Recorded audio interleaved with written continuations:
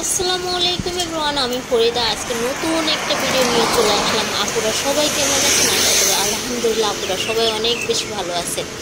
ভাই, কিছু কিছু মানুষ আছে আমাকে হিংসা করে, বলতেছে যে আপু আপনার এই যে ধুলা বালু, এই যে রোদের ভিতরে এত দৌড়াদৌড়ি করেন, তারপরে হচ্ছে আপনি এত সুন্দর কেন, আপনার স্কিনটা এত সুন্দর কেন?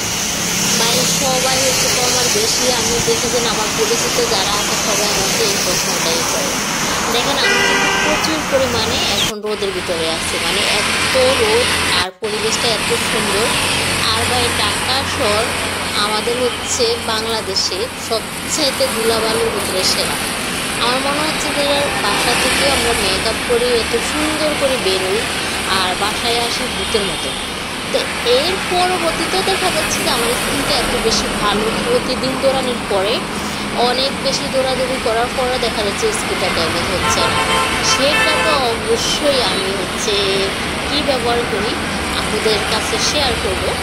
তো ফার্স্ট আমি বলে দিই যে আপুরা, আপনারা হচ্ছে যে কোনো টাইমে ধুলা বালু তারপর আগুনে তাপে যাচ্ছেন, প্রচুর পরিমাণে দৌড়াদৌড়ি করতেছে, আপনার হচ্ছে একটা প্রোডাক্ট ব্যবহার করলে আপনার স্কিনটা ড্যামেজ হবে।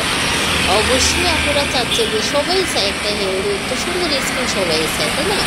সাদা দপদপে মানে কিন্তু সুন্দর না, একটা হেলদি স্কিন সবচেয়ে সুন্দর। তো আপনারা হচ্ছে স্কিনকে ভালো রাখার জন্য, এই রোদের ভিতরে স্কিন ভালো রাখার জন্য সানস্ক্রিনটা অবশ্যই করতে হবে। দেখেন, ব্যাগের ভিতরে আমার সানস্ক্রিনটা রেগুলার থাকে, সবসময়।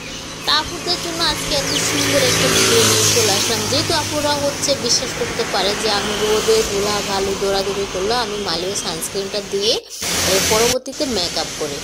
আগে আমি মালিও সানস্ক্রিনটা দিই, তারপর হচ্ছে আমার মেকআপটা করি, এত সুন্দরভাবে সকাল থেকে রাত পর্যন্ত থাকে।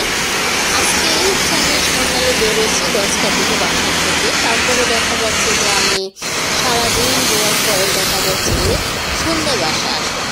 আলহামদুলিল্লাহ, তারপরেও দেখা যাচ্ছে যে আমার স্কিনে